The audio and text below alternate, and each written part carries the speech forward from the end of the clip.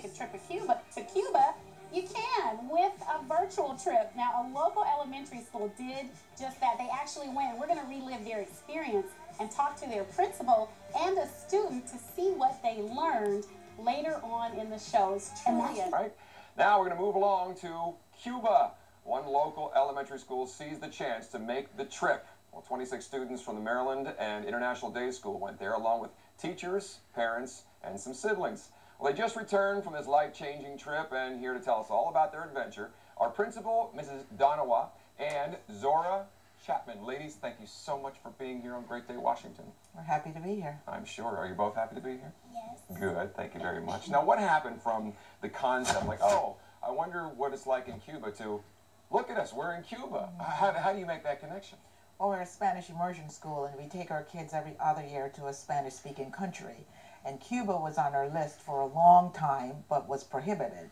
So when the opportunity arose, one of our grandparents, Mrs. Mealy, who travels to Cuba frequently, and when Dr. Mealy talked about the possibility of MIDS going, we started to explore it. We got some help from the Institute for Friendship with the Peoples, which is an organization in Cuba, and they worked really hard to get our kids there and to get them in the school. And we're so happy we did. It was a fantastic trip. Oh, I bet. Very beneficial for our students. They understand the embargo happened before I was born, and I'm old and gray. Look at me. I mean, that was a long time ago, so it's a very special thing. Do they understand that? They understand that they are very fortunate kids. Good. What did you teach? What was your process? What do you want to teach them? Well, we want them to understand that regardless of what's going on around us in politics, what really matters are the people. And so this was a people-to-people exchange. They went to 3 different schools in Cuba, met with children who are just like they are, spoke with them in Spanish, tried some of their English. The ones in Cuba wanted to speak English, and we were there to practice our Spanish. And we want them to understand that with every opportunity comes a responsibility. And certainly this is a trip that they will never forget. And they may have a chance later on as ambassadors to affect a change between our 2 countries. And, you know, if they've got people that they understand how to communicate with, we may never have this kind of a cold situation again. Let's see who exactly these Cuban kids were communicating with. Zora, you going to speak up and loud and clear for me? Yes. Good. What were the kids over there like? They were like different people because they came from different places, and it was different because they had different feelings about what they believed in, and different people, and they knew how to speak more Spanish than us because we come from the United States. Sure. And they come from a Spanish-speaking country, so it was like an exchangement of languages, because we were there to learn our Spanish and they were learning our language.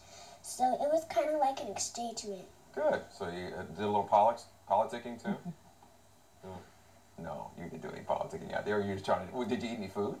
Yeah, what we was that ate a little bit of the Cuban food, but it tastes different because we don't eat that food. Like, we always eat rice and beans. We don't always eat rice and beans. Oh, you don't? Oh, they always eat rice and beans. What was it like when you were looking around? How different was it down there as opposed to when you're looking around here in the USA? Down there, it looked familiar, kind of like Mexico, and it also looked like the United States because the roads were the same. Part of the United States has outdoor markets, and there was a mall, of course, and there's always malls in the United States.